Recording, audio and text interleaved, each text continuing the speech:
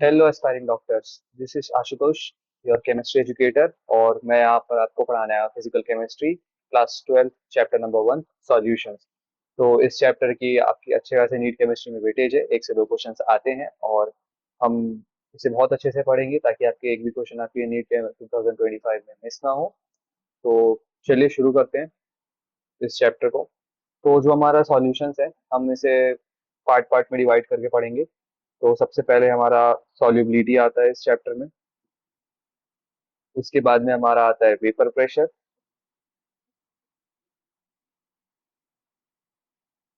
उसके बाद में हम पढ़ेंगे आइडियल नॉन आइडियल सॉल्यूशंस।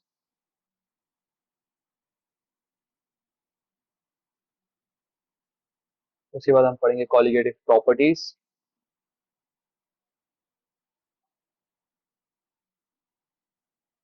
उसके बाद हम पढ़ेंगे आपका एबनॉर्मल मोलार मास। ठीक है।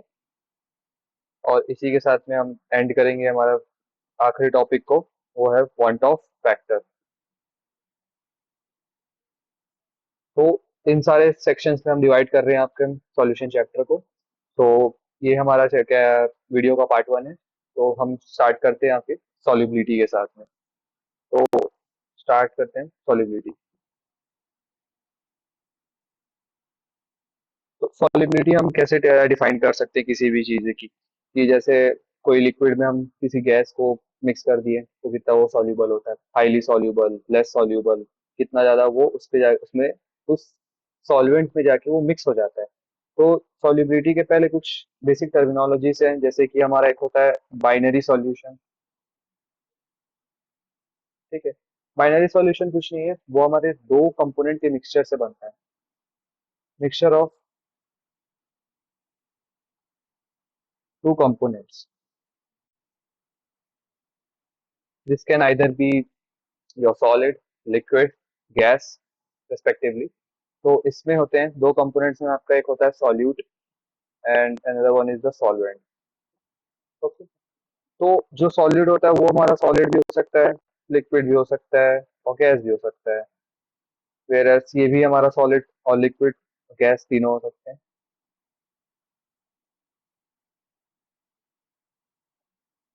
ठीक है। तो जो बाइनरी सॉल्यूशंस होते हैं हम जान लिए कि मिक्सचर ऑफ टू कंपोनेंट्स होते हैं, सॉलिड और एक सॉल्वेंट होते हैं। तो इस चैप्टर में हमें दो तरीके की सॉल्युबिलिटी जाननी है, सॉलिड इन लिक्विड और एक आता है हमारा gas in liquid, solubility of gas in liquid. ठीक है। तो हम यहाँ से स्टार्ट करते हैं कि सबसे पहला हम बोलेंगे कि what is known by the solubility. हम सॉल्युबिलिटी का एक क्या डेफिनेशन दे सकते हैं अपने एंड से। तो सॉल्युबिलिटी का आपका डेफिनेशन रहेगा, solubility of a substance is the maximum amount of dissolved solute dissolved solute in specified amount of solvent। कितना ज्यादा मैक्सिमम क्वांटिटी ऑफ सॉल्यूट हम लें जो कि एक specified amount of solution solute solvent में आपका मिक्स हो जाए और एक वो सॉल्यूशन बना दे। ठीक है। तो ये हमारा अब इसके आगे कुछ कुछ कंडीशन भी मैटर करेंगी कि हमारा मतलब कुछ नेचर ऑफ द सॉल्यूट कैसा है, नेचर ऑफ द सॉल्वेंट कैसा है, टेम्परेचर किस पे है, प्रेशर क्या लग रहा है, तो इस पे भी आपका डिपेंड करेगा सॉल्युबिलिटी। ठीक है। तो under specific pressure, specific conditions,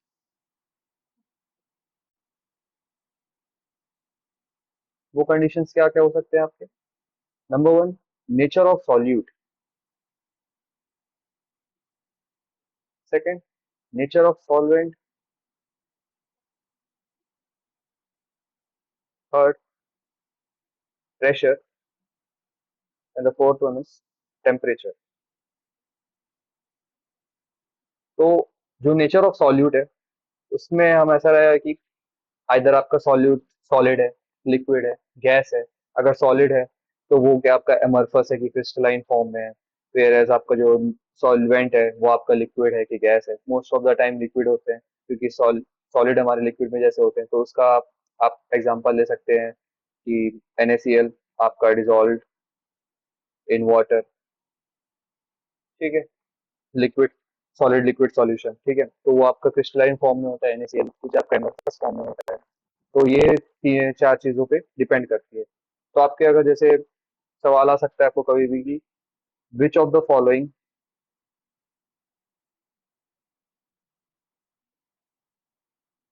is depend on solubility. तो सबसे पहले आएगा आपका nature of solvent, nature of solute,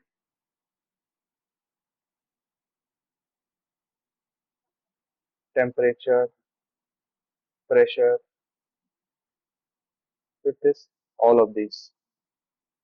तो आपको पता है कि यहाँ पर सारी चीजों पे डिपेंड करता है आपकी सॉल्युबिलिटी, ठीक है, कि किस तरीके से क्या क्या कंडीशंस पे हो सकते हैं सॉल्युबिलिटी, आपके इस चीजों पे डिपेंड करता है, तो आप बोलेंगे कि ऑल ऑफ द अबव पे होगा।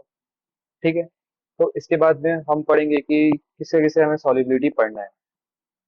सॉल्युबिलिटी को हम डिवाइड करेंगे टू पार्ट्स में, कि जिसका हमें सॉल्युबिलिटी पढ़ना है।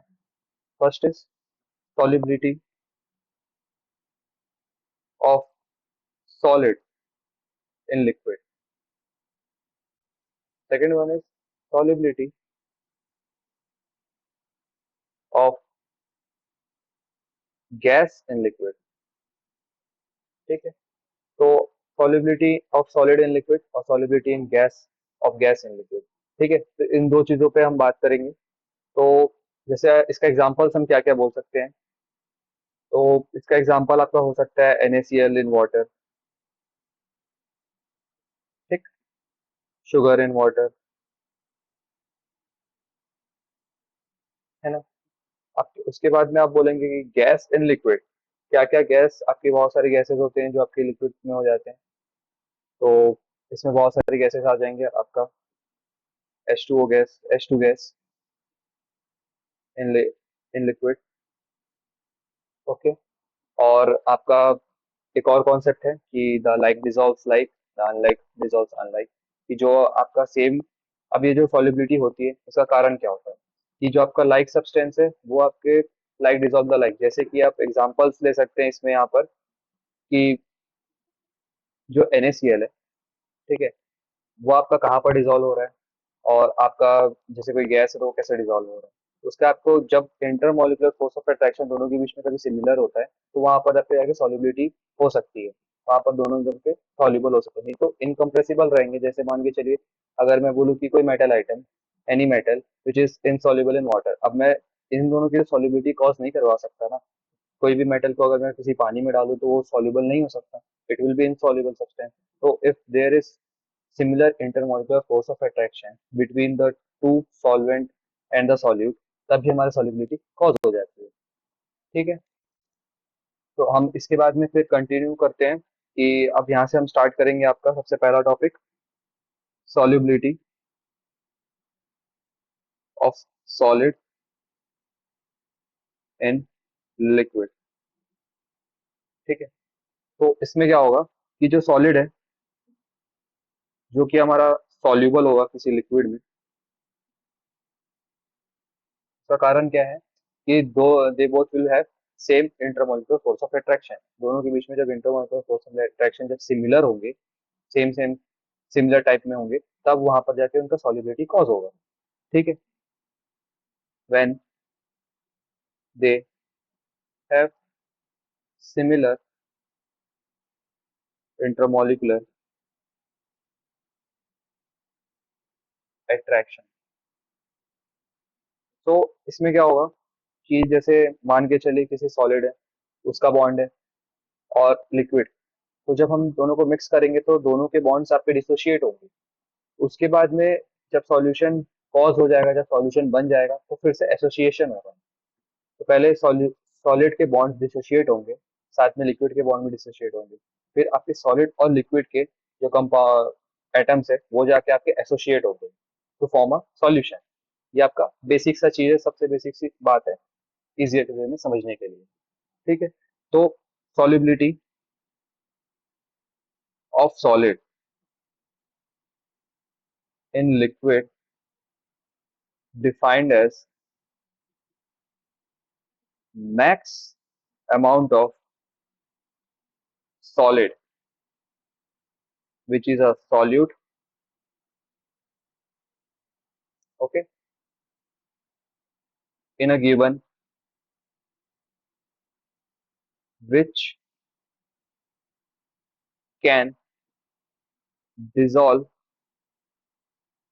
in 100 grams of liquid, that is your solvent, to form saturated solution at particular temperature। तो जब हमारा कोई सॉलिड है वो हमारे लिक्विड में जाके मिक्स होगा टू फॉर्म अ सॉल्यूशन, तो उसमें ये होगा कि जो maximum amount of solid in grams, हमारे उसको हम ग्राम्स में देखेंगे, to dissolve in a liquid of 100 gram of solution. तो लिक्विड का जो कंसेंट्रेशन रहेगा वो हमारे 100 ग्राम्स में रहेगा, और हमारा सॉलिड का कंसेंट्रेशन कुछ भी हो सकता है इन ग्राम्स में, या तो 5 हो सकता है, 5 grams in 100 ml, in 100 grams, okay, of the solvent. तो इससे हो सकता है, ठीक है। तो जैसे हम मान के चलते हैं, एक एग्जांपल ले सकते हैं यहाँ पर, NaCl which is taken 5 grams dissolved in 100 grams of water, okay, तो फॉर्म अ सैचुरेटेड सॉल्यूशन। अब ये सैचुरेटेड अनसैचुरेटेड क्या होता है, कि सैचुरेटेड आर द सॉल्यूशंस विच, जिसमें हमारा जो सॉल्वेंट सॉल्यूट के पार्टिकल्स होते हैं वो कंप्लीटली डिसॉल्व हो जाते हैं, यानी कि सॉल्यूट के एक भी पार्टिकल्स नहीं बचते हैं, और हमारे सॉल्यूशन के दोनों के पार्टिकल्स नहीं बचते, और ये एक कंप्लीट मिक्सचर बना देता है, उसको बोलते हैं सैचुरेटेड सॉल्यूशन। इसके आगे अगर हम एक भी ग्राम सॉल्यूट का पार्टिकल डालते हैं, ठीक है, या कोई हम किसी प्रेशर या टेम्परेचर चेंज करते हैं, तो ही वहां पर कुछ चेंजेस होगी, वो सैचुरेटेड से कुछ और, वो उसमें और डिसोल्यूशन होगा, नहीं तो डिसोल्यूशन नहीं होगा। तो मैक्सिमम हम एक हाइपोथेसिस आइडियल कंडीशन मान सकते हैं कि जो NaCl है वो हमारा सिर्फ और सिर्फ 5 ग्राम से डिसॉल्व होता है 100 ग्राम ऑफ वाटर में। इससे ऊपर अगर हम 6 ग्राम डालते हैं या 5.5 ग्राम डालते हैं, तो वो हमारे वाटर में जाके डिसॉल्व नहीं होगा, जो कि एक अनसेचुरेटेड सॉल्यूशन बना देगा, यानी कि उसके वो हमारा जाके नीचे में, कंटेनर के नीचे में जाके जम जाएगा, okay. It will get it will get deposited in the bottom of the container, okay. तो हमारे बॉटम में कंटेनर में जाके वो डिसॉल्व हो जाएगा, डिपोजिशन हो जाएगा उसका, ठीक है। तो अब यहाँ पर एक कुछ प्रोसेसेस हैं जो कि सॉलिबिलिटी ऑफ उसमें सॉलिड्स में होते हैं, ठीक है। तो सबसे पहले होता है आपका हमारा डिसोल्यूशन, फिर होता है हमारा क्रिस्टलाइजेशन, फिर होता है यहाँ से एक डायनेमिक इक्विलिब्रियम, फिर उससे बनता है हमारा सैचुरेटेड सॉल्यूशन, और वहां से हमारा बनता है फिर एक अनसैचुरेटेड सॉल्यूशन। सो यहाँ पर dissolution, crystallization, dynamic equilibrium, then the saturated solution and the unsaturated solution। तो इसमें क्या है कि जो हमारा डिसोल्यूशन होता है, ठीक है, तो डिसोल्यूशन में हम उसको कैसे बोलेंगे कि the solute added in the solvent which can be any liquid dissolve। इसमें क्या होगा, हमारा कंसंट्रेशन इंक्रीज होगा, ओके। सॉल्यूशन में जब हमारा कोई भी जैसे NaCl हमारे वाटर में डिसॉल्व होता है, तो उसका कंसंट्रेशन थोड़ी सी बढ़ जाती है हमारी कोई ओवरऑल सॉल्यूशन की, तो यहाँ पर डिसोल्यूशन इफेक्ट हो गया, ठीक है। इसके बाद में होता है हमारा क्रिस्टलाइजेशन इफेक्ट, ठीक है। तो सम सॉल्यूट, कुछ सॉल्यूट जो कि हमारे सॉल्यूशन में हम और एक्स्ट्रा ऐड करेंगे, तो वो जाके और उससे ज्यादा डिसॉल्व नहीं हो पाएंगे सॉल्यूशन में, सॉल्यूट में, सॉल्वेंट में और डिसॉल्व नहीं हो पाएंगे, इसी कारण से वो सेपरेट आउट हो जाएंगे या डिपॉजिट हो जाएंगे at the bottom of the container. तो इसको बोलेंगे हम क्रिस्टलाइजेशन, इसको हम सेपरेट आउट कर सकते हैं, ठीक है। तो some solid particles combine with each other and separate out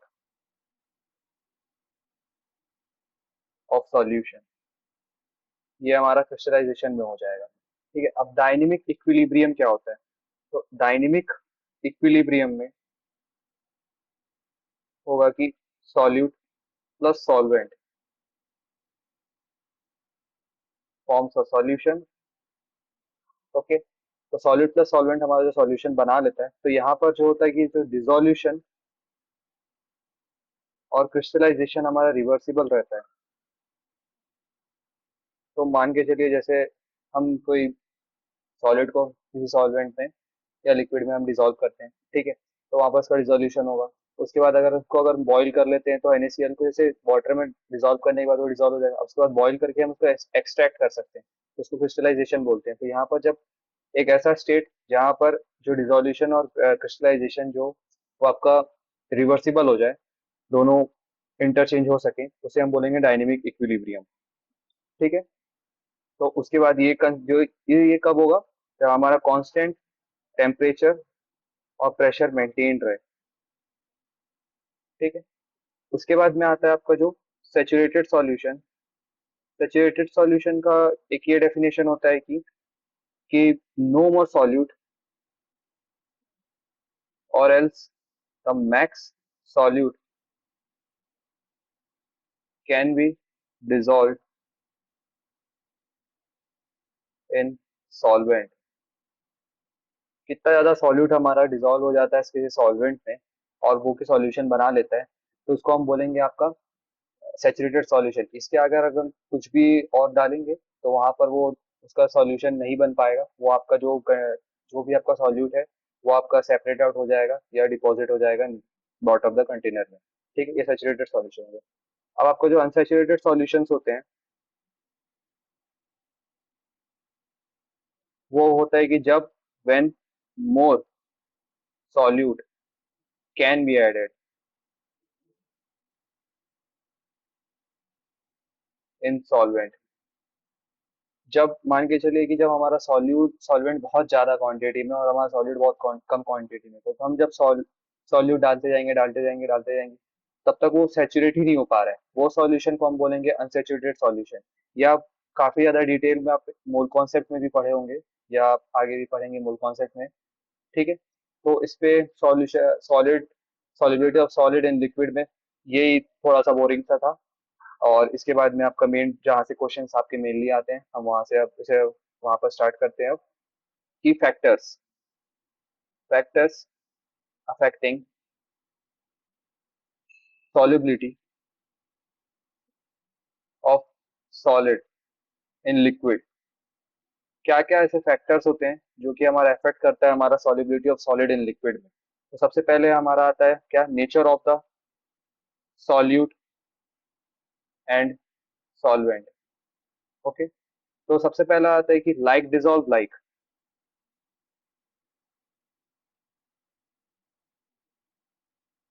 ये काफी क्लासिकल लाइन है, लाइक डिजॉल्व लाइक, यानी कि जो पोलर होते हैं वो हमारे पोलर में ही सिर्फ डिजॉल्व होंगे और जो नॉन पोलर होते हैं हमारे नॉन पोलर में ही डिजॉल्व होंगे। ठीक है, तो जो सेम जिसका same intermolecular force of attraction है वो आपका डिजॉल्व होगा, जिसका नहीं है वो डिजॉल्व नहीं होगा। ठीक है, तो ये आपका हो गया पहला। इसका एग्जांपल में हम लेंगे कि NaCl dissolves in water. Here NaCl is an polar solute and your water is your polar solvent. ठीक है, but NaCl cannot be dissolved in benzene। जो हमारा NaCl है वो हमारे बेंजीन में डिसॉल्व नहीं हो सकता। क्यों नहीं हो सकता, क्योंकि NaCl जो है हमारा पोलर सॉल्यूट है, वेयर जो हमारा बेंजीन है वो हमारा नॉन पोलर, ध्यान रखिएगा, नॉन पोलर सॉल्वेंट है। तो यहाँ पर मैंने जो बोला था लाइक डिजॉल्व लाइक, वो हमारा यहाँ पर क्राइटेरिया नहीं फुलफिल हो रहा है, तो इसीलिए हमारा NaCl जो है वो डिजॉल्व नहीं हो पाता है बेंजीन में, because NaCl is polar and benzene is non polar. Okay, उसके बाद में तीसरा आता है कि non polar like naphthalene, anthracene,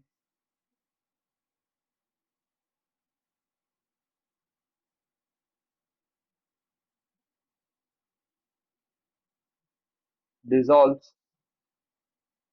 in benzene because this anthracene and naphthalene are non-polar, as well as the benzene is also non-polar solvent, तो इन दोनों का रिजोल्यूशन हो जाता है लाइक डिजॉल्व लाइक, ठीक है। But naphthalene is insoluble in Ben water, क्योंकि हमारा वाटर जो है हमारा पोलर है, और ये नेप्थलीन जो है हमारा नॉन पोलर है। So unlike don't please out, unlike one. Okay, उसके बाद हमारा आता है फोर्थ पॉइंट की solubility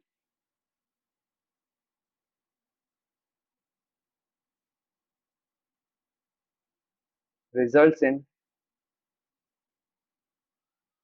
three kinds of intermolecular or else interparticle attraction।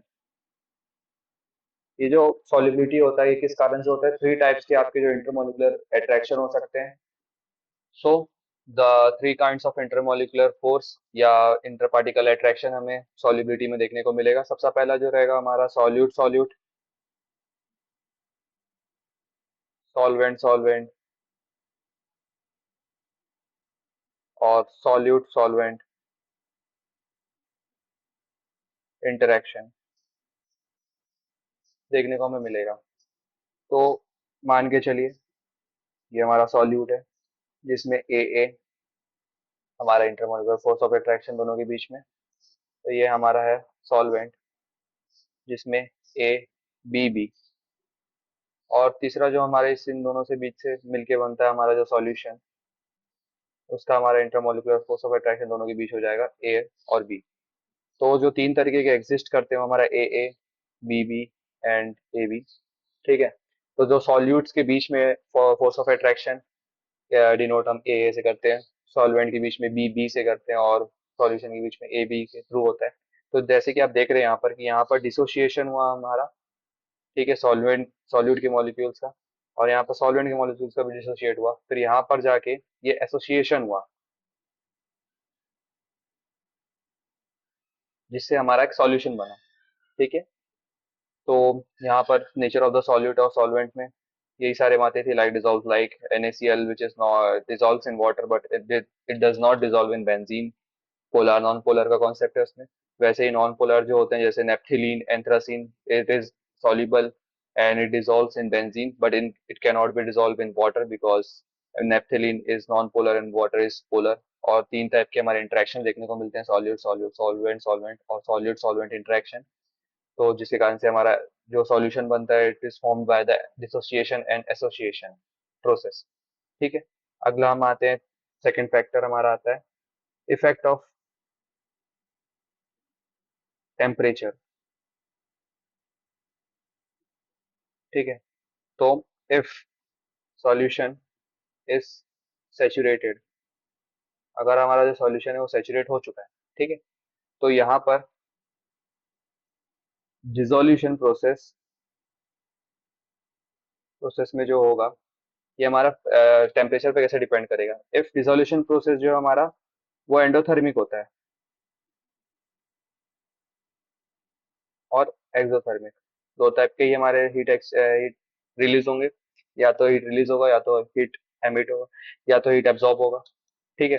तो एट द टाइम ऑफ जब डिसोल्यूशन प्रोसेस होता है, जब हमें हीट देना पड़ता है, तो एंडोथर्मिक, ओके। तो उस टाइम पे delta H of the solution वो हमारा मोर देन जीरो हो जाता है, यानी कि डेल्टा एच जो है हमारा वो हमारा पॉजिटिव हो जाता है, ठीक। और इसके कारण से बहुत इंपॉर्टेंट पॉइंट कि इसके कारण से जो सॉल्युबिलिटी है वो हमारी डायरेक्टली प्रोपोर्शनल हो जाती है टेम्परेचर से, कि जितना ज्यादा अगर मैं सॉलिड टेम्परेचर बढ़ाऊंगा उतना ज्यादा इसकी सॉल्युबिलिटी होगी। In case of endothermic process, endothermic solution जिसमें हम हीट दे रहे हैं, तो उसका जो सॉल्युबिलिटी है किसी भी सॉल्यूशन का वो हमारे टेम्परेचर जितना ज्यादा बढ़ाऊं मैं उतना ज्यादा उसका सॉल्युबिलिटी बढ़ जाएगा, ओके। अब in case of exothermic, exothermic के केस में इसका उल्टा हो जाता है कि इसमें जो delta H of the solution है वो हमारा लेस देन जीरो हो जाता है, यानी कि डेल्टा एच जो है हमारा वो नेगेटिव हो जाता है, ओके। तो इसमें स्पेसिफिक हो जाता है कि जो सॉल्युबिलिटी है वो हमारा इन्वर्सली प्रोपोर्शनल हो जाता है हमारे टेम्परेचर के। तो मैं जितना ज्यादा जितना ज्यादा हीट लिबरेट कर रहा है वो सॉल्यूशन, उतना ज्यादा उसकी सॉल्युबिलिटी कम हो रही है। ओके, जितना ज्यादा वो हीट लिबरेट करेगा उतना ज्यादा उसकी सॉल्युबिलिटी कम हो रही है। तो आपको ये बात ध्यान रखनी है। उसके बाद में हम तीसरा फैक्टर पे आते हैं, वो है हमारा प्रेशर। तो प्रेशर, इसका कुछ ऐसा कुछ खास फर्क नहीं पड़ता है, तो does not have any specific effect. Okay, because, कारण क्या है इसका कि कोई ऐसा स्पेसिफिक इफेक्ट क्यों नहीं प्रोड्यूस कर रहा है? क्योंकि solid and liquid are incompressible.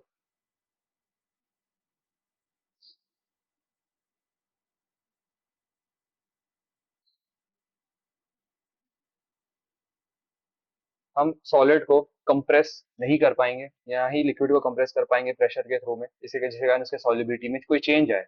Okay, तो प्रेशर के चेंज में it remains unaffected at any pressure change। Okay, तो यह बात आपने समझ ली। उसके बाद में एक आता है आपका कॉन्सेप्ट चौथा, इफेक्ट ऑफ हाइड्रेशन एनर्जी और S enthalpy and lattice enthalpy. Okay, तो हाइड्रेशन एंथैल्पी और लैटिस एंथैल्पी क्या होता है? अगर लैटिस एंथैल्पी वो होता है कि the energy required to break the solid, जो एनर्जी हमें चाहिए सॉलिड को ब्रेक करने के लिए, उसे बोलते हैं हम लैटिस एंथैल्पी, जितना ज्यादा हम देते हैं। और हाइड्रेशन एंथैल्पी भी हमारा वही हुआ कि किसी भी हम सॉलिड को अगर कितना ज्यादा हम एनर्जी दें जिसके कारण उसका हाइड्रेशन कॉज हो जाए। तो अगर किसी भी सॉलिड सब्सटेंस का हाइड्रेशन एनर्जी बहुत ज्यादा है लैटिस एनर्जी से, यानी कि उसका जो लैटिस है वो कमजोर है, हाइड्रेशन एनर्जी, उसका हाइड्रेशन एंथैल्पी ज्यादा है, तो वो हमारा सॉल्यूबल हो जाएगा किसी भी लिक्विड में। और अगर हाइड्रेशन एनर्जी कम है लैटिस एनर्जी के, हाइड्रेशन एनर्जी कम है लैटिस एनर्जी से, तो वो नॉन सॉल्यूबल हो जाएगा या इनसॉल्यूबल हो जाएगा। ठीक है, ये हमारा हो गया कॉन्सेप्ट लैटिस एनर्जी और हाइड्रेशन एनर्जी। आप इक्विलिब्रियम में पढ़ेंगे तो आपको ज्यादा डिटेल में और अच्छे से समझ आएगी ये बातें।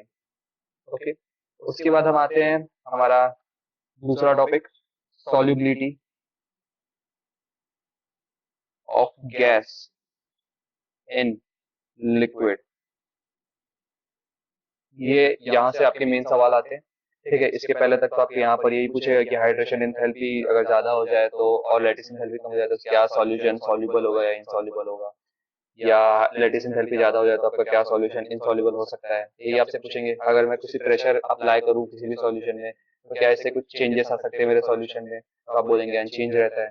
टेम्परेचर के केस में हमारा ये रहेगा कि अगर कोई सॉल्यूशन हमारा एंडोथर्मिक है तो सॉल्युबिलिटी हमारा जो टेम्परेचर के डायरेक्टली प्रोपोर्शनल हो जाएगा, और वेरेस अगर एक्सोथर्मिक है तो हमारा सॉल्युबिलिटी टेम्परेचर के इनवर्सली प्रोपोर्शनल हो जाएगा। ठीक है, अब हम यहाँ पर आते हैं solubility of gas in liquid. तो इसमें है कि almost all gases are dissolve in liquid. मतलब सारे गैसेस ही हमारे डिजॉल्व हो सकते हैं लिक्विड में, ऐसा कोई स्पेसिफिक नहीं है कि कोई ये गैस डिजॉल्व होगा ये गैस डिजॉल्व नहीं होगा। कुछ एक्सेप्शंस हैं, पर मैक्स केसेस में हमारे जो गैसेस हैं वो हमारे डिजॉल्व हो जाते हैं लिक्विड में। ओके, तो solubility of any gas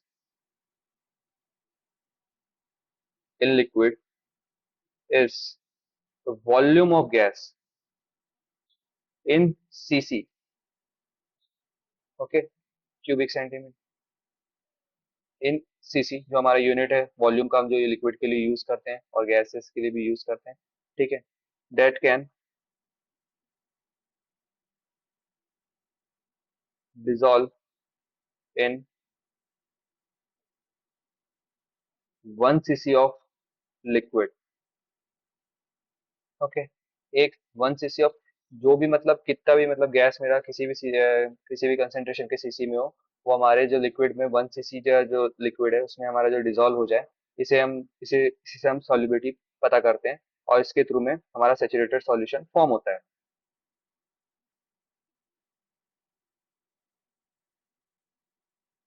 at certain temperature and pressure, ये किसी एक सर्टेन टेम्परेचर और एक किसी प्रेशर में होगा। ठीक है।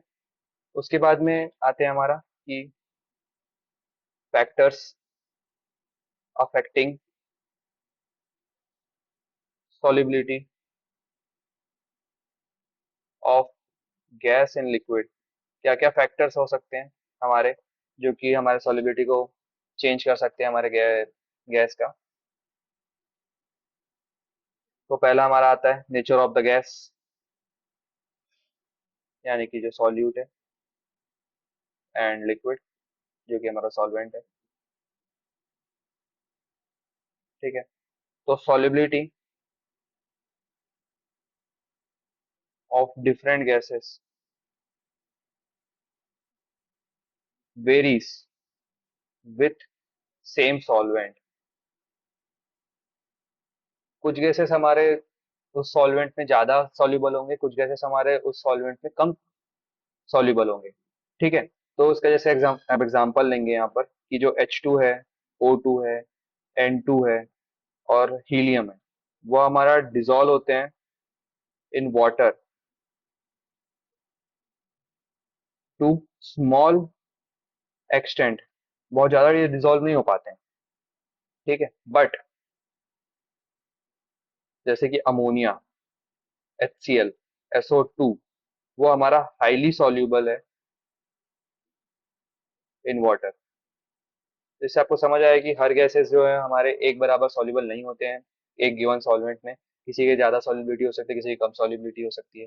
जैसे कि आप यहाँ पर एग्जांपल देख सकते हैं कि H2O2 N2 जो हमारा वाटर में कम एक्सटेंट में सॉल्युबल होते हैं, वेयर एज NH3 HCl और SO2 जो हमारे ज्यादा होते हैं। तो हम ये बोल सकते हैं कि ammonia, HCl and SO2 are highly soluble gases as compare to hydrogen, oxygen and nitrogen. Okay. उसके बाद हमारा आता है सेकेंड, इफेक्ट ऑफ टेम्परेचर।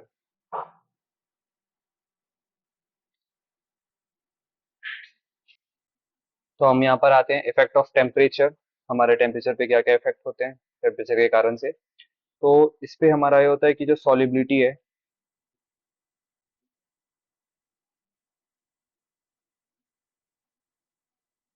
वो हमारा inversely proportional to the temperature हो जाता है। इसका कारण क्यों? क्योंकि हमने पीछे देखा था कि जो solubility inversely proportional to the temperature तभी होता है जब हमारा जो सॉल्यूशन है वो एक्सोथर्मिक हो, जो हीट प्रोड्यूस करे। तो जब भी कोई गैस लिक्विड में हमारा डिसॉल्व होता है तो हमेशा वो एक्सोथर्मिक प्रोसेस होता है, वो हीट लिबरेट करता है। ठीक है। तो gas solution produce heat due to which molecules escape out and hence molecule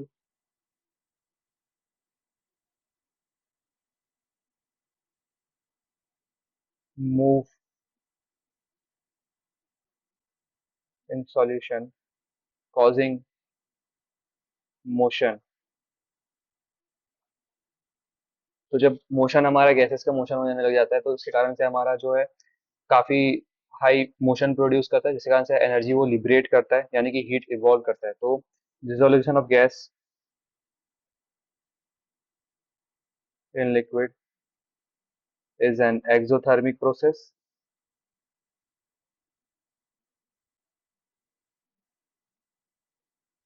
so heat evolved। ठीक है। तो जिसके कारण से एक हमारा कॉन्सेप्ट है केमिकल इक्विलिब्रियम का, form a solution. So equilibrium जो है हमारा शिफ्ट बैकवर्ड्स।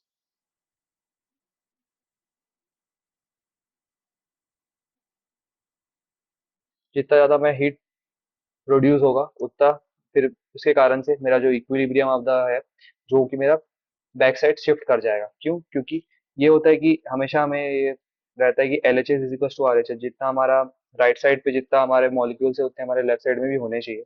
तो जब हीट मेरा बहुत ज्यादा डिसिपिएट करेगा तो मेरा जो इक्विलिब्रियम जो बना हुआ रहता है वो हमारा शिफ्ट कर जाएगा बैक साइड में, ताकि कंपेंसेशन हो सके मेरा इक्विलिब्रियम जनरेट करने के लिए। ठीक है। उसके बाद में अगला कॉन्सेप्ट आता है मेरा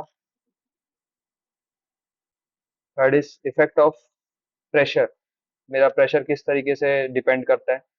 ठीक है, तो pressure is always directly proportional to the solubility, जो सॉल्युबिलिटी है उसके डायरेक्टली प्रोपोर्शनल हो जाएगा मेरा प्रेशर। ठीक है, क्योंकि gases get compressed over liquid under high pressure. मैं गैस को कंप्रेस कर सकता हूँ लिक्विड में अंडर हाई प्रेशर, जितना ज्यादा मैं प्रेशर दूंगा उतना ज्यादा वो गैस कंप्रेस होगा, उतना ज्यादा उसकी सॉल्युबिलिटी बढ़ेगी, और उसके कारण से उसकी सॉल्युबिलिटी ज्यादा बढ़ सकती है या घट सकती है। अगर मैं कम प्रेशर दूंगा तो घटेगी, या ज्यादा प्रेशर दूंगा बढ़ेगी, इसके कारण से मेरा सॉल्युबिलिटी विल इंक्रीज। ओके, तो अब यहाँ पर जो है कि जैसे due to this effect of pressure, जो मेरा प्रेशर का जो इफेक्ट होता है मेरा solubility of gas in liquid, उसी कारण से हमारे दो लॉ निकल। सो हमने इस बारे में ये जाना कि सॉल्युबिलिटी जो है हमारा डायरेक्टली प्रोपोर्शनल है हमारे प्रेशर से, तो in case of solubility in gas, of gas in liquid. ठीक है, तो जितना ज्यादा हम सॉल्युबिलिटी प्रेशर बढ़ाएंगे उतना ज्यादा हमारा सॉल्युबिलिटी बढ़ेगा। ठीक है, तो इसलिए हाई प्रेशर में हमारी हाई सॉल्युबिलिटी रहेगी और लो प्रेशर में हमारी लो सॉल्युबिलिटी रहेगी। तो इससे एक एक्सपेरिमेंट जो आपके एनसीईआरटी में भी दिया हुआ है उससे हम बात करते हैं कि एक कंटेनर है, उसके ऊपर मैं, यहाँ पर सॉल्यूशन है, एक गैस और एक लिक्विड का सॉल्यूशन है यहाँ पर। यहाँ पर ये सॉल्यूशन बना हुआ है। ठीक है, अब यहाँ पर जो गैस के मॉलिक्यूल्स है और यहाँ पर ये पूरे लिक्विड के मॉलिक्यूल्स है, जब मैंने प्रेशर को और बढ़ाया, पिस्टन को मैंने पुश किया और प्रेशर को यहाँ पर इंक्रीज किया,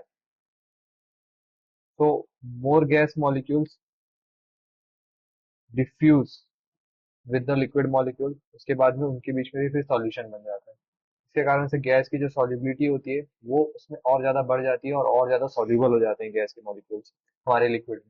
तो ये हमारे एनसीईआरटी का एग्जांपल था। उसके बाद में जो इफेक्ट ऑफ प्रेशर है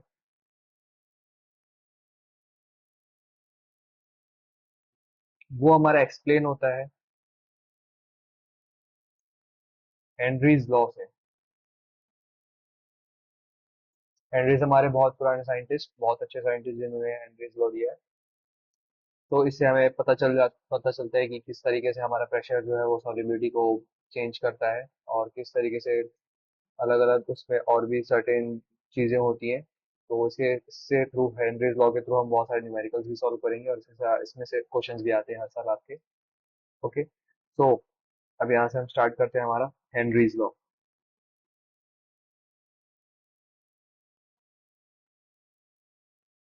हेनरीज लॉ हमारा क्या है? It is an quantitative relation between pressure and solubility of gas in solvent। And solvent हमारा क्या रहेगा यहाँ पर? लिक्विड रहेगा।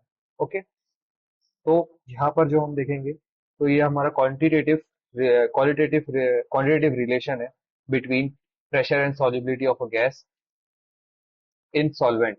हमारा सॉल्वेंट में क्या, किस तरीके से हमारा गैस डिसॉल्व होता है, ठीक है, क्या प्रेशर के कारण चेंजेस आते हैं, ये हमारा हेनरीज लॉ बताता है। ओके, और ये क्वांटिटेटिव है, यानी कि इसमें हम न्यूमेरिकल्स भी रहेंगे। यहाँ पर ये वैल्यूज बताएगा कि इतना गैस सॉल्यूबल हुआ। ओके, सॉल्युबिलिटी के बारे में उसका कुछ एक वैल्यू बताएगा, इसलिए क्वांटिटेटिव एनालिसिस एक क्वांटिटेटिव रिलेशन है। ठीक है, तो it states that at constant temperature solubility, जिसे मैं ऐसे डिनोट कर रहा हूँ, of gas in liquid is directly proportional, is directly proportional to the partial pressure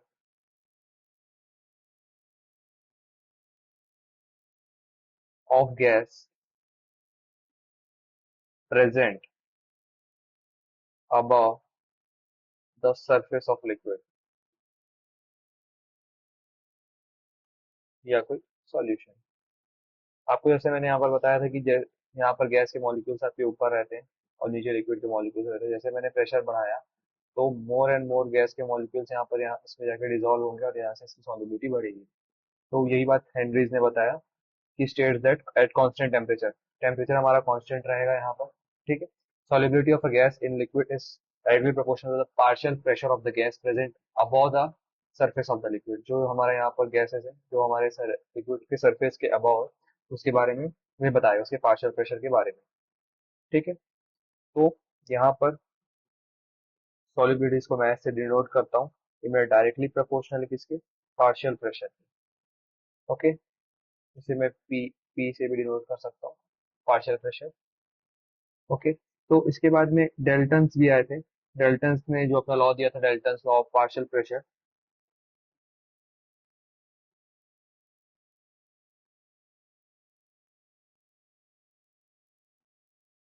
उन्होंने ये बोला था कि जो हमारा मोल फ्रैक्शन है ऑफ गैस, जिसे मैं साई से रिप्रेजेंट करूंगा, ठीक है, in solution is directly proportional to partial pressure of gas in solution. ठीक है। तो हमारे यहाँ पर ये भी पता चल गया कि जो पार्शियल प्रेशर है वो आपके डायरेक्टली प्रोपोर्शनल है आपका साई से भी। और पिछले में हमें पता चला कि सॉलिबिलिटी जो है हमारा डायरेक्टली प्रोपोर्शनल है हमारा पार्शियल प्रेशर के। तो यहाँ पर मोस्ट कॉमन दोनों के लॉ को मिक्स करते हुए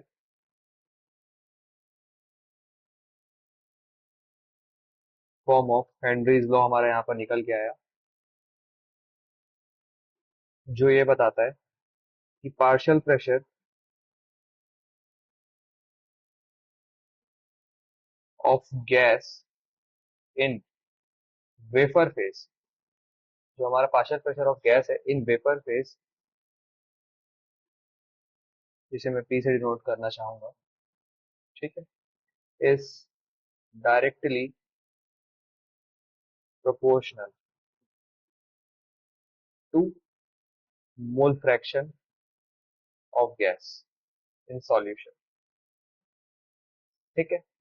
तो यहाँ पर क्या बोलूंगा मैं कि जो पार्शियल प्रेशर है मेरा पी, तो मेरा डायरेक्टली प्रोपोर्शनल है साई के। तो इसी के साथ में यहाँ पर इन दोनों के बीच में प्रोपोर्शनलिटी हटाने के लिए कांस्टेंट आता है, जिसको बोलते हैं हम, इस के एच का नाम है हेनरीज लॉ कांस्टेंट।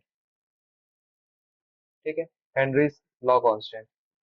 और हेनरीज लॉ कांस्टेंट है तो ये हमारा फॉर्मूला निकल के आता है, partial pressure of any gas in vapour phase, okay, is directly proportional to the mole fraction of the gas. ठीक है। और इन दोनों के बीच का जो प्रोपोर्शनैलिटी है वो उससे हट जाता है किससे, थ्रू के एच, जिसको हम बोलते हैं हेनरीज लॉ कांस्टेंट।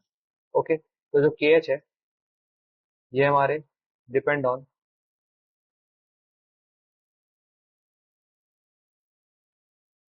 तो जो हमारा के एच है वो हमारा depend on solubility of gas. तो इसका क्या रिलेशन है हमारे सॉलिबिलिटी के साथ में, K H is inversely proportional to the solubility. Okay.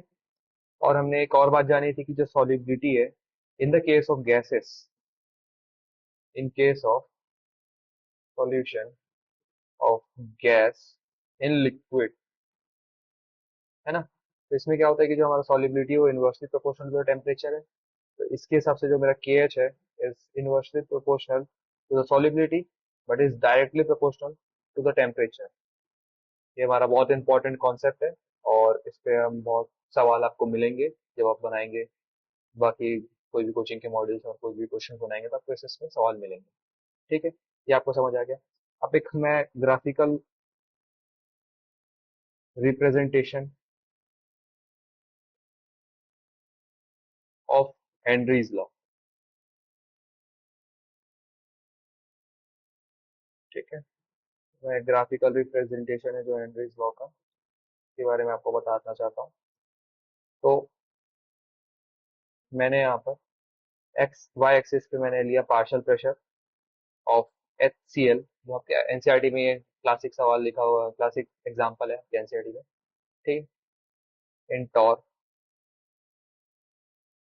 और यहाँ पर आ जाएगा आपका mole fraction of HCl in cyclohexane at 293 kelvin. तो यहाँ पर ये देखने को मिला कि जो हमारा पार्शियल प्रेशर और ये मोल फ्रैक्शन के बीच में जो ग्राफ बना है वो हमारा डायरेक्ट एक स्ट्रेट लाइन ग्राफ है। ओके, जो कि ये बताता है कि पार्शियल प्रेशर जो है हमारा मोल फ्रैक्शन के डायरेक्टली प्रोपोर्शनल होता है। और इसका जो स्लोप देता है इस ग्राफ का, स्लोप गिव्स KH। ठीक है, तो अगर कभी भी आप में जैसे मान के चलिए आपको कोई ऐसा सवाल आता है, क्वेश्चन, कि आपको एक ग्राफ बना के देता है यहाँ पर पार्शियल प्रेशर साइन, और यहाँ पर एक आपको वैल्यू दे देता है 50, यहाँ पर आपको वैल्यू दे देता है 100, यहाँ पर आपको वैल्यू देता है 0.2, यहाँ पर आपको वैल्यू देता है 0.4। इसमें बोलता है find KH of the solution. Okay, तो आप KH कैसे निकालेंगे? KH हमारा स्लोप बता, स्लोप से निकलता है। सो जैसे कि हमारा यहाँ पर ये क्वेश्चन है आपका ग्राफ, जैसे कोई ग्राफिकल क्वेश्चन आ जाए आपके यहाँ पर कि यहाँ पर पार्शियल प्रेशर और वर्सेस हमारे मोल फ्रैक्शन के बीच में, तो हमें ये पता है और हमसे KH पूछते हैं, तो हमें ये पता है कि स्लोप जो है हमारा वो KH बताता है। तो स्लोप किसी भी ग्राफ का हो जाता है y is equal to M x plus c. जो हमारा c है वो हमारा कांस्टेंट तो जीरो हो जाएगा, तो y is equal to M X, M हमारा जो होता है उसको स्लोप बोलते हैं। तो y में अगर हम एक किसी स्लोप को ले लें, तो y का यहाँ पर जो वैल्यू रहेगा वो हमारा 50 हो जाएगा पार्शियल प्रेशर, और उसी टाइम पे हमारा जो मोल फ्रैक्शन है 0.2 इज इक्वल टू एम, यानी इसको बोलेंगे हम स्लोप। तो 50 by 0.2 is equal to KH।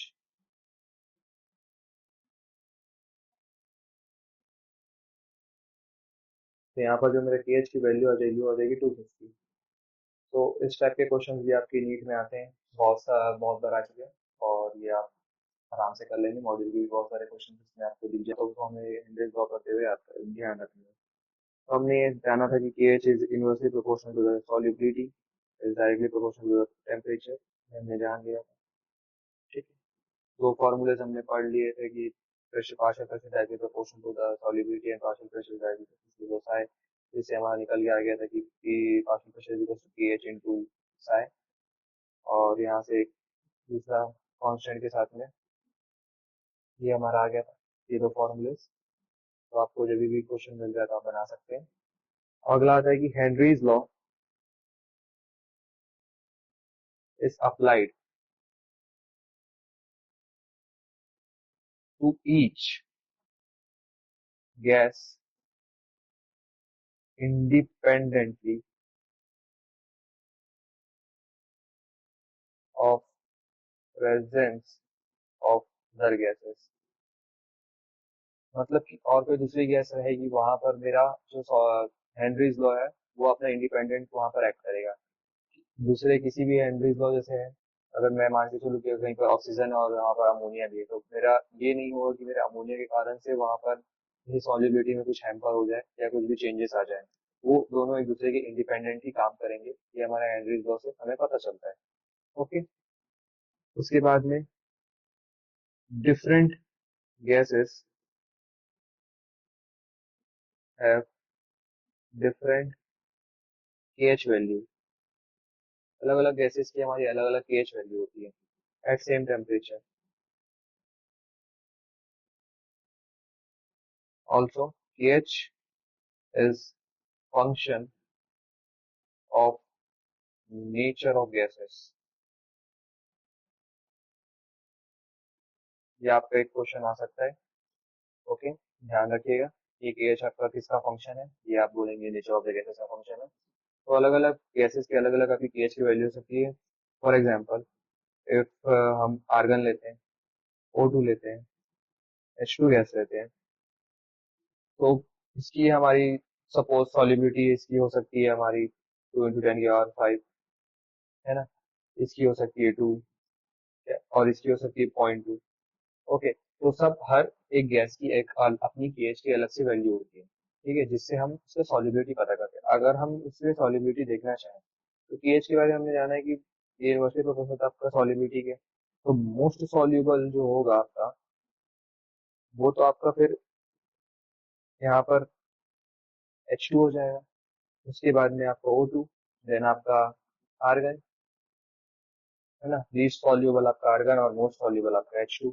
इससे आप पता कर लेंगे, ठीक है। इसके बाद में यहाँ पर कुछ आपको मैं आगे सवाल करवाऊंगा, जिससे आपको और क्लैरिटी आएगा चीजों की। ओके, अब यहाँ पर हम बात करते हैं सिग्निफिकेंस ऑफ हेनरीज लॉ। हमारे हेनरीज लॉ जो आई थी, उसका सिग्निफिकेंस क्या क्या है। तो सबसे पहला हमारा जो सिग्निफिकेंस है कि KH जो है हमारे इनवर्सली प्रोपोर्शनल आपके सॉल्युबिलिटी है।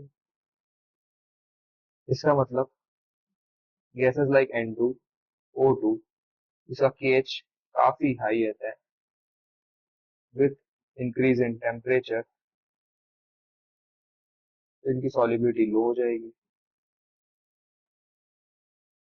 ठीक है। उसके बाद में due to which aquatic species are way more comfortable in cold water than hot water। तो आपको ये बात समझ आ रही होगी कि जैसे एक्वेटिक स्पीशीज क्यों हमारी कोल्ड वाटर में ज्यादा कंफर्टेबल है, हॉट वाटर में क्यों कंफर्टेबल है। क्योंकि जो हमारा जैसे हमारा टेम्परेचर कम होता है तो उसकी pH की वैल्यू कम है, pH की वैल्यू कम है तो सॉल्युबिलिटी ज्यादा बढ़ी। अब सॉल्युबिलिटी अगर गैस की मेरी वाटर में बहुत ज्यादा बढ़ जाए, यानी कि गैसेस हमारी बहुत सॉल्युबल है, तो इससे हमारी जो एक्वेटिक स्पीशीज है हमको ब्रीथिंग में आसानी होगी। The more the soluble the more the breathing rate, उतना अच्छा हम वो ब्रीथ कर पाएंगे। ओके, तो इसी कारण से आपका एक्वेटिक स्पीशीज जो है वो आपका ज्यादा कंफर्टेबल रहते हैं कोल्ड वाटर में as compare to the hot water. Okay, अब आता है यहाँ पर आपके लिमिटेशंस कुछ है of Henry's law.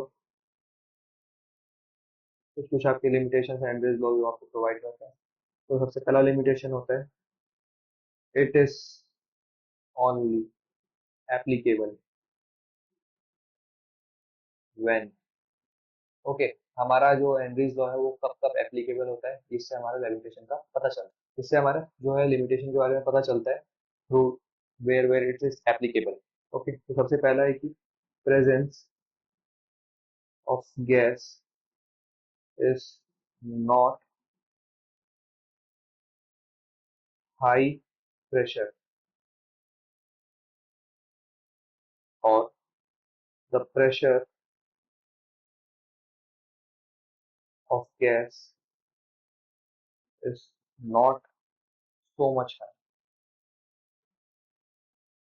and temperature is not too much low। ये हमारा तभी एप्लीकेबल होगा जब हमारे किसी भी गैस का जो प्रेशर है बहुत ज्यादा हाई ना हो और हमारा जो गैसेस का टेम्परेचर बहुत ज्यादा कम ना हो, ये तभी एप्लीकेबल होगा, ठीक है। अगर हमारे कोई भी गैस है जिसका बहुत ज्यादा हाई प्रेशर है, तो वहां पर ही आपका हेनरीज लॉ आपका नहीं काम करेगा और वहां पर फिर आपका कॉन्ट्रडिक्ट कर जाएगा हेनरीज लॉ। वैसे ही लो टेम्परेचर में आपका कॉन्ट्रडिक्ट कर जाएगा हेनरीज लॉ, ठीक है। दूसरा आपका आता है कि gas should not undergo any chemical change. कि आपका जो गैस है वो ऐसा कुछ केमिकल चेंज पे अंडरगो ना चले जाए, जैसे कि कोई गैस रिएक्ट ना कर जाए या कुछ उसमें और कोई प्रॉपर्टीज में चेंज ना हो जाए, तो उस टाइम पे अगर हो जाता है कोई चेंजेस या कुछ रिएक्शन हो जाती है तो वहां पर आपका हेनरीज लॉ एप्लीकेबल नहीं होता है। तीसरा आपका होता है कि gas should not undergo any type of association slash dissociation in solution. अगर हमारा कोई भी गैस में हमारा कोई भी एसोसिएशन या डिसोसिएशन कॉज होता है, तो उस टाइम पे हमारा हेनरीज लॉ वहां पर काम नहीं करेगा, ठीक है, वहां पर कॉन्ट्रडिक्ट कर जाएगा। सो ये हमारे कुछ लिमिटेशन थे आपके हेनरीज लॉ के। अब हम एप्लीकेशन के बारे में बात करते हैं। हेनरीज लॉ के क्या क्या एप्लीकेशन होते हैं जो आपकी आपकी एनसीईआरटी में दिए हुए हैं, और इससे आपका असर्शन रीजन का सवाल आ सकता है या कुछ स्टेटमेंट भी सवाल आ सकते हैं। तो हम इसे करते हैं फिर, application of Henry's law. First application आपका आता है in production of carbonated beverages. जो कि आप कोल्ड ड्रिंक्स वगैरह पीते हैं, है ना, तो उसमें आपका जो फिज जो प्रोवाइड करता है, जो एक्स्ट्रा प्रेशर प्रोवाइड करता है, जो आपको खराब होने से बचाता है, जो कार्बोनेशन होता है उसमें CO2 के थ्रू आपकी बेवरेजेस में, वो हमारे हेनरीज लॉ का एक एप्लीकेशन है। ठीक है। Due to increase solubility of CO2 in soft drink and soda, a bottle sealed with high pressure। ठीक है, क्योंकि हमारी सॉलिबिलिटी ज्यादा है, ठीक है, तो उसके कारण से हमारा प्रेशर बढ़ेगा। जैसे कि आपके मैंने आपको बताया था कि डायरेक्टली प्रोपोर्शनल होता है सॉलिबिलिटी प्रेशर की। और इसे हम चिल्ड करके रखते हैं, आपको जरा पता होगा, बेवरेजेस जितने कोल्ड ड्रिंक्स हैं हम सबको चिल्ड करके रखते हैं।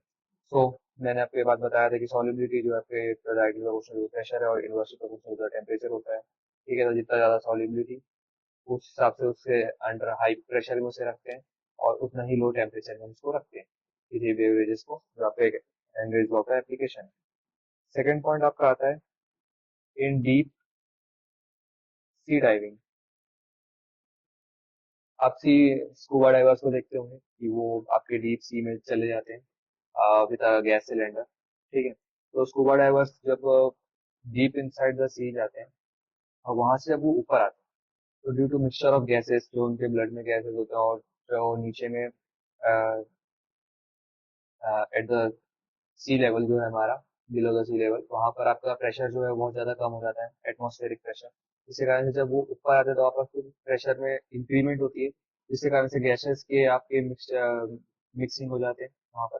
इसी कारण से बेंट प्रोवाइड हो जाता है, जो होता है बेंट, या जो हुआ था इसकी तबीयत खराब हो जाती है। तो इसीलिए हमारे जो गैस है, जो जैसे सिलेंडर रहते हैं, उसमें हम कुछ स्पेशल और गैसेस डालते हैं, जिसके कारण से जो बेंड है वो आपका अवॉइड हो सके। ठीक है, तो इसमें आगे पढ़ते हैं कि scuba diverse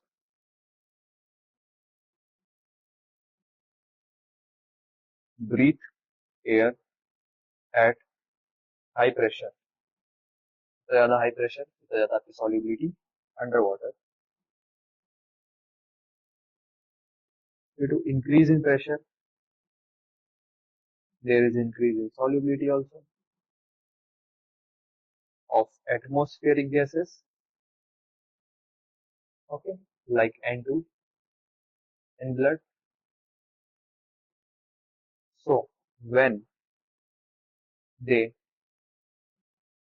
come to water surface, pressure decreases, so solubility also decreases, cause release of dissolved gases from blood. This lead to formation of bubbles of N2 in blood। हमारे ब्लड में N2 के bubbles produce करने लग जाएंगे। ठीक है, जिसके कारण से विच ब्लॉक्स और कैपिलरीज, ओके, हमारे कैपिलरीज को ब्लॉक कर देंगे, साथ में give rise to an ailments, या कोई एक डिजीज जिसे हम बोलते हैं बेंड स्लैश डिकम्प्रेशन सिकनेस या ब्रेथलेसनेस।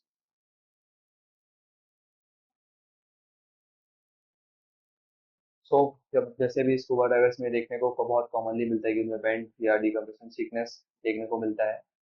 तो इसीलिए हम जो है हमारे गैसेस में जो हमारे गैस सिलेंडर है, तो इसको इस चीज को अवॉइड करने के लिए, to avoid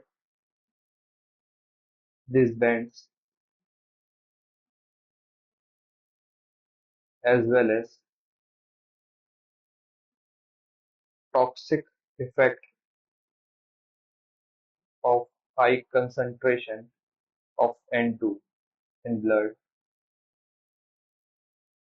tanks used by scuba divers are filled with distilled air with helium, बहुत important चीज, helium, which has a concentration of 11.7, and along with that 56.2% N2 and 32.1% O2. Okay, सो जो हमारे कंसंट्रेशन है, किस concentration के साथ में जो है स्कूबा ड्राइवर्स के जो टैंक है वो रखते हैं, तो आपका कंसंट्रेशन यही होता है कि एयर फिल्ड विथ क्या क्या परसेंटेज है आपके यहाँ पर, हीलियम 11.7%, N2 56.2% एंड O2 32.1%। ये हमारा कंसंट्रेशन है जो हमारे टैंक्स में स्कूबा ड्राइवर्स को प्रोवाइड किए जाते हैं, जिसके कारण से वो बेंड अवॉइड करे या डिकम्प्रेशन सिकनेस अवॉइड करे। तो ये भी आपका एक सवाल आ सकता है ये स्टेटमेंट बेस्ड में आपकी नीट में, तो उसे आप थोड़ा ध्यान रखिएगा, फैक्चुअल डाटा है। अब इसके बाद आता है आपका तीसरा एग्जाम्पल, जो कि है कि people living at high altitude या क्लाइंबर्स, क्लाइंबर्स के बारे में हम जानेंगे। ठीक है, तो जो लोग जो पहाड़ों में रहते हैं, हाई एल्टीट्यूड में रहते हैं, उनमें क्या हमारा हेनरीज लॉ किस तरीके से यहाँ पर एप्लीकेबल होता है ये हम जानते हैं। At high altitude the partial pressure of O2 is less than ground level. तो पार्शियल प्रेशर कम, आपकी सॉल्युबिलिटी कम, यानी कि आप जो गैस एक्सचेंज करेंगे उसकी का आपके सॉल्युबल कम सॉल्युबल रहेगा, यानी कि आपको फिर ब्रेथलेसनेस का कॉज होगा, आप सांस सही से नहीं ले पाएंगे। ठीक है, so this lead to this lead to low concentration of O2 in blood and tissues. So people living in high altitude feel weak both mentally and physically। वो काफी थके हुए रहेंगे हमारे, क्योंकि उनमें सही से उनके टिश्यूज में, ऑर्गन्स में, ब्रेन में सही से ऑक्सीजन नहीं जा पाएगा, जिस कारण से उनका मूड भी अपसेट रहेगा और वो फिजिकली भी वीक रहेंगे। ओके, तो ये जो सिम्टम्स है इसे हम बोलेंगे एनॉक्सिया। ओके, इसे सिम्टम्स को हम बोलेंगे एनॉक्सिया। ठीक है, तो ये हमारे कुछ एप्लीकेशन हो गए आपके हेनरीज लॉ के। तो हमने हेनरीज लॉ के बारे में ये जाना कि जो है वो आपके पार्शियल प्रेशर जो सॉल्युबिलिटी है वो आपके पार्शियल प्रेशर पे डिपेंड करता है, और साथ में पार्शियल प्रेशर जो है आपका मोल फ्रैक्शन पे डिपेंड करता है। सो इससे हमारा एक कांस्टेंट निकल के आता है पार्शियल प्रेशर और मोल फ्रैक्शन के बीच में, जिसको हम केएच बोलते हैं, इसको हम हेनरीज कांस्टेंट बोलते हैं, जिससे हमारे बहुत सारे न्यूमेरिकल्स आते हैं। मैंने जैसे आपको यहाँ पर ग्राफ बेस्ड न्यूमेरिकल करवाया है यहाँ पर। ठीक है, कुछ और भी क्वेश्चंस आते हैं आपके यहाँ पर, जैसे केएच की वैल्यू आपको हम दे देंगे, आराम से ये पूछेंगे कि किसी सॉल्युबिलिटी ज्यादा है, किसी सॉल्युबिलिटी कम है। उसके बाद में आपसे ये सवाल पूछ सकता है कि के एच जो है यहाँ पे किसका फंक्शन है, आप बोलेंगे नेचर ऑफ द गैस का फंक्शन। ठीक है, उसके बाद आपके सिग्निफिकेंस क्या क्या हो सकते हैं आपके हेनरीज लॉ के, तो आपने ये जाना। उसके बाद आपकी लिमिटेशंस क्या क्या है, कि हाई लिमिटेशंस ये कि आपके हाई प्रेशर और लो टेम्परेचर पे आपका हेनरीज लॉ एक्ट नहीं करेगा। तो ये अगर केमिकल चेंज हो जाए गैस में तब एक्ट नहीं करेगा।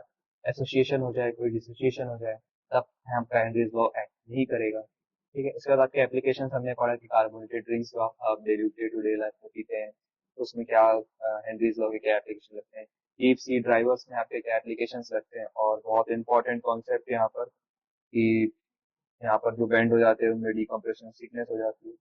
ठीक है, और आपके जो एयर है, इससे कंपनसेशन जो आपका बेंड होता है उससे हम कैसे ठीक करें, तो हम उसमें एयर में फिल कर देते हैं आपका हीलियम 11.7%, नाइट्रोजन 56.2%, O2 आपका 32.1% रहता है। तो ये एक फैक्चुअल डाटा है, आपको क्या पता स्टेटमेंट बेस में पूछ ले, तो एक बार आप ध्यान रखिए। उसके बाद हम हाई लो, अब हमने डीप सी के बारे में पढ़ा जो कि यहाँ पर लो लो प्रेशर रहता है। अब हम पढ़ेंगे हाई ऑल्टीट्यूड के बारे में, हमने पढ़ा यहाँ पर हाई प्रेशर रहता है। ओके, तो यहाँ पर भी हम लोगों के बारे में पढ़े कि उनको भी आपका ड्यू टू लो ऑक्सीजन उनको एनोक्सिया हो जाता है। ठीक है, less O2 supply to the heart, brain and other tissues organ. Okay, तो ये आपकी हो गई हेनरीज लॉ की एप्लीकेशन। अब हम कुछ क्वेश्चन बना लेते हैं और इसके साथ हमारा पार्ट 1 ऑफ द वीडियो हमारा खत्म हो जाएगा। तो आपका पहला क्वेश्चन है कि at equilibrium the rate of dissolution of the solute in a volatile liquid solvent. जो हमारा इक्विलिब्रियम है उस टाइम पे जो रेट ऑफ डिसोल्यूशन है किसी भी सॉलिड सॉल्यूट का इन अ वॉलेटाइल लिक्विड। वॉलेटाइल का मतलब ये होता है कि जो लिक्विड जो कि आपका वॉलेटाइल रहे, जो कि जैसे भाप बन जाए, जो ओके जो आपके वेपर्स में फॉर्म में कन्वर्ट हो जाए उसे हम वॉलेटाइल बोलेंगे। ठीक है, और नॉन वॉलेटाइल वो है जो आपके वेपर्स के फॉर्म में कन्वर्ट नहीं हो पाएंगे। ओके, सो हाई वॉलेटाइल में आप जैसे बोल सकते हैं कि पेट्रोल, जो कि आप थोड़ा सा ही टाइम में बाहर रखेंगे और वो वॉलेटाइल है तो तुरंत हो जाएगा। ओके, तो यहाँ पे वॉलेटाइल हो गए। तो आपको मैंने बताया था कि rate of dissolution is equal to the rate of crystallization, है ना, जिसके कारण से आपका एक इक्विलिब्रियम जो है वो आपका जनरेटेड रहता है हमेशा के लिए। तो आपका इसका आंसर ये रहेगा कि equal to the rate of crystallization, जितना ज्यादा रेट ऑफ डिसोल्यूशन होगा उतना यहाँ पर रेट ऑफ क्रिस्टलाइजेशन होगा। ओके, नेक्स्ट क्वेश्चन में हम आते हैं। The maximum amount of solid solute that can be dissolved in a specified amount of given liquid solvent does not depend upon। किस चीज पे हमारा डिपेंड नहीं करता, तो आप ध्यान से यहाँ पर देखिए कि ये सॉलिड सॉल्यूट है। ठीक है, dissolve in specified amount of liquid, यानी कि हम किसके बारे में बात करते हैं, solubility of solid in liquid की बात करते हैं। तो मैंने आपको ये बात बताया था, हम ध्यान रखेंगे कि वो प्रेशर पे डिपेंड नहीं करता है, हमारे टेम्परेचर पे वो डिपेंड करेगा। एक्सोथर्मिक है कि वो एंडोथर्मिक है, एक्सोथर्मिक हुआ तो इन डायरेक्टली प्रोपोर्शनल है, एंडोथर्मिक हुआ तो इनवर्सली प्रोपोर्शनल है। एक्सोथर्मिक के केस में हमारा जो होता है कि वो इन्वर्सली प्रोपोर्शनल हो जाता है, और एंडोथर्मिक के केस में हमारा डायरेक्टली प्रोपोर्शनल हो जाता है। ये सब हमने कॉन्सेप्ट वहाँ पर पढ़ा था। ठीक है, आप एक बार आपको ध्यान होगा। तो जब ये चीज होती है कि जब solubility of solid and liquid, जब सॉलिड सब्सटेंस आपके लिक्विड में कन्वर्ट होता है तो ये प्रेशर पे डिपेंड नहीं होता है, क्योंकि लिक्विड और सॉलिड आपका इनकम्प्रेसिबल है ना। तो इसी कारण से हम यहाँ पर प्रेशर पे डिपेंड नहीं करता है। ओके, तीसरा है आपका कि low concentration of oxygen in blood and tissue of people living at high altitude is due to. आपको मैंने बताया हाई ऑल्टीट्यूड में क्या होता है, आपका प्रेशर काफी हाई हो जाता है। ओके, हाई ऑल्टीट्यूड में सॉरी आपका प्रेशर काफी लो हो जाता है। ठीक है, प्रेशर एटमॉस्फेरिक प्रेशर जब लो हो जाता है तो सॉल्युबिलिटी कम हो जाती है, यानी कि गैसेस काफी कम सॉल्युबल होते हैं, तो आपको आप ब्रीथिंग सेंस नहीं कर पाएंगे, तो सही से ऑक्सीजन नहीं सप्लाई हो पाएगी। तो एट लो एटमॉस्फेरिक प्रेशर आपका है कि लो कंसेंट्रेशन ऑफ ऑक्सीजन आपको हाई ऑल्टीट्यूड में मिलता है, जो कि आपका एक हेनरीज लॉ का एप्लीकेशन भी है। Okay? तीसरा क्वेश्चन में हम आते हैं कि which of the following factors affect the solubility of gas solution in fixed volume of liquid. तो हम अब यहाँ पर आ गए किसी solubility of gas in liquid. मैंने आपको ये बात बताया था कि यहाँ पर ये प्रेशर पे भी डिपेंड करेगा, टेम्परेचर पे भी डिपेंड करेगा, और मोस्टली एक्सोथर्मिक होता है तो उस पर डिपेंड करेगा, और प्रेशर के टाइम पे डायरेक्टली प्रोपोर्शनल हो जाता है सॉल्युबिलिटी। ओके, सो अब यहाँ पर इसमें आपका ये एग्जाम्पलर का क्वेश्चन है, ठीक है। तो इसमें मोर देन 2 ऑप्शंस करेक्ट है एग्जाम्पलर में, आप देख सकते हैं कभी भी। सो किस पे डिपेंड करेगा, nature of the solute, temperature या प्रेशर, ये 3 चीजों पे। सबसे पहले ये होगा कि आपका नेचर ऑफ द सॉल्यूट पे डिपेंड करेगा और टेम्परेचर पे भी डिपेंड करेगा, बट एट कांस्टेंट प्रेशर, जब हमारा कांस्टेंट प्रेशर रहेगा तब ये नेचर ऑफ द सॉल्यूट और टेम्परेचर पे डिपेंड करेगा। और जब हमारा कांस्टेंट टेम्परेचर रहेगा तब ये नेचर ऑफ द सॉल्यूट और प्रेशर पे डिपेंड करेगा। ओके, तो ये हमारा दोनों हो जाएगा इसका आंसर। तीसरा टाइप का हम सवाल आते हैं आपका यहाँ पर कि जी मैंने आपको जो बताया था सैचुरेटेड सॉल्यूशन, बाइनरी सॉल्यूशन, ये बेसिक डेफिनेशन है ताकि आपका कंसेप्चुअल क्लैरिटी आ जाए आपको एक तरीके से, है ना, क्वेश्चन का कि कैसे टाइप का क्वेश्चन है इससे। ओके, सो सैचुरेटेड सॉल्यूशन को हम क्या बोलते हैं, मैंने क्या बताया था कि a solution, okay, a solution which contain maximum amount of solvent solute that can be dissolved in given amount of solvent at given temperature.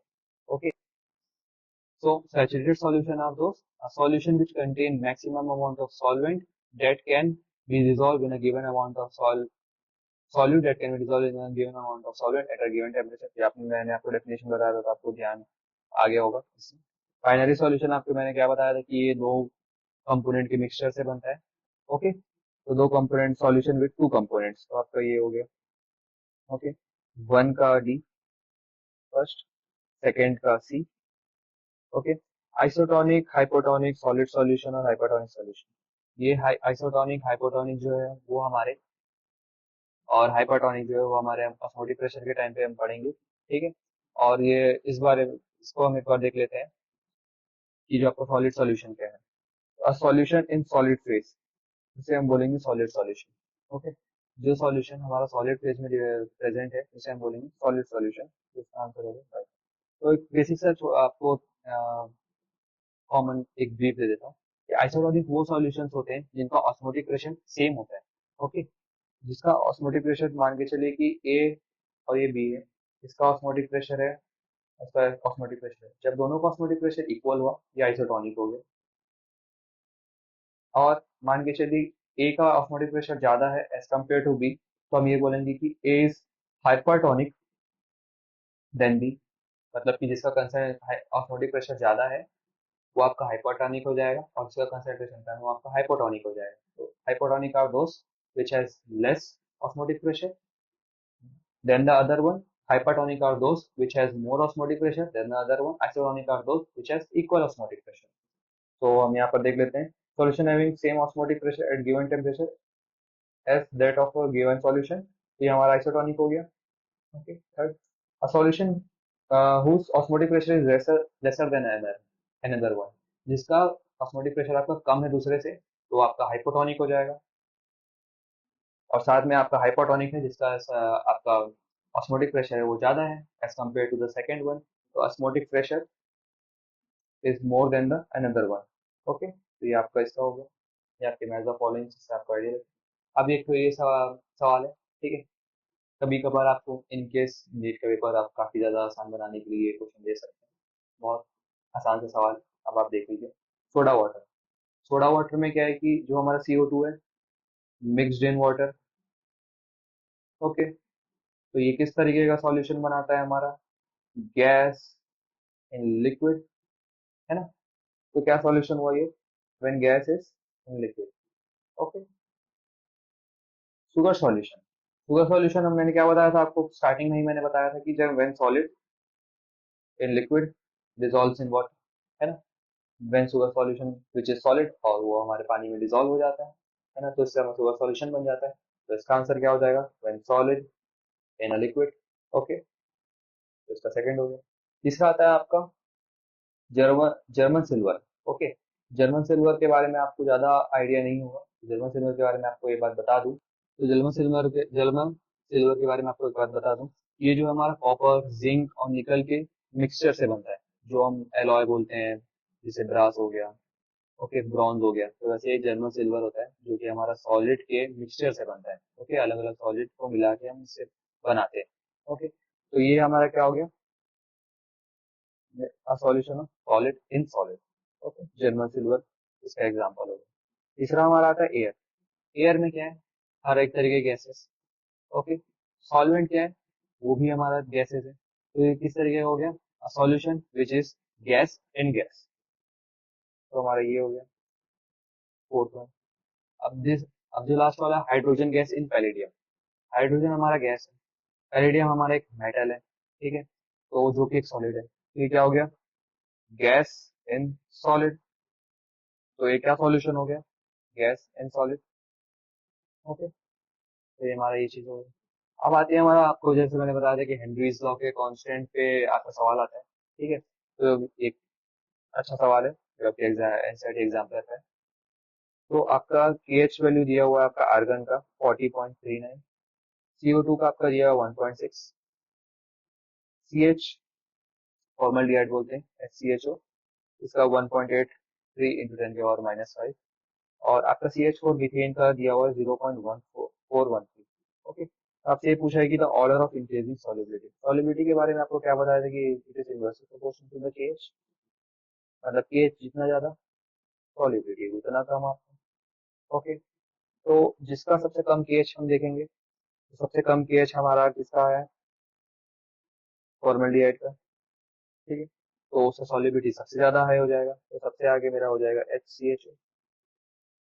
उसके बाद में सबसे कम किसका है यहाँ पर, मीथेन 0.1413, तो हमारे सेकंड में आ जाएगा ये। उसके बाद थर्ड नंबर में क्या आता है हमारा, CO2 जिसका है 1.6, तो उसके बाद ये आ जाएगा। At last the highest KH value, argon, जिसका सॉल्युबिलिटी सबसे कम हो जाएगा, तो ये हमारा आखिरी में जाएगा। ये हमारा यहाँ पर बनता है। तो हमारा जो ऑप्शन है यहाँ पर हम टिक करेंगे, यहाँ पर CHO, CH4, CO2, आर्गन। ठीक है, आसान सा सवाल है, बहुत इजी है। इसके बाद में हम अगला सवाल पे आते हैं, ठीक है। तो अगला सवाल बेसिकली आपका यही आएगा, आपके जो सॉलिबिलिटी वाले पे क्वेश्चन पे कि P इजिकल्स टू के एच, ये। तो आपका कोई भी आपका ऐसा मतलब सवाल रहेगा कि आपका पार्शियल प्रेशर की वैल्यू गिवन रहेगी, ठीक है, मोल फ्रैक्शन की वैल्यू आपको निकालनी रहेगी किसी भी थ्रू में। बोल देगा कि इतना ग्राम ऑफ द सॉल्वेंट है, वो हमारे इतने ग्राम ऑफ द सॉल्वेंट में आपका डिसॉल्व है, ठीक है। तो इससे आप मोल फ्रैक्शन निकाल लेंगे। उसके बाद में आपको पार्शियल प्रेशर का वैल्यू दिया रहेगा, तो उससे आप केएच निकाल लेंगे। ओके, वैसे ही करके कोई क्वेश्चन में आपका पार्शियल प्रेशर की वैल्यू दी रहेगी और आपको केएच की वैल्यू दी रहेगी, इससे आपको मोल फ्रैक्शन निकालना है। मोल फ्रैक्शन निकालने के बाद में आपको क्या पता वो मोलार मास पूछ ले या गिवन वेट पूछ ले, ठीक है। ऐसे टाइप के आपके सवाल आ सकते हैं, क्योंकि बहुत सिंपल है। नीट के लेवल पे, नीट के पॉइंट ऑफ व्यू से, इस फॉर्मूले से, इस सेक्शन से बहुत इजी सवाल आते हैं, आप आराम से बना लेंगे। और आपको कुछ भी डाउट है तो आप कमेंट सेक्शन में मुझे बताइएगा। Okay, thank you, have a good day, Tata.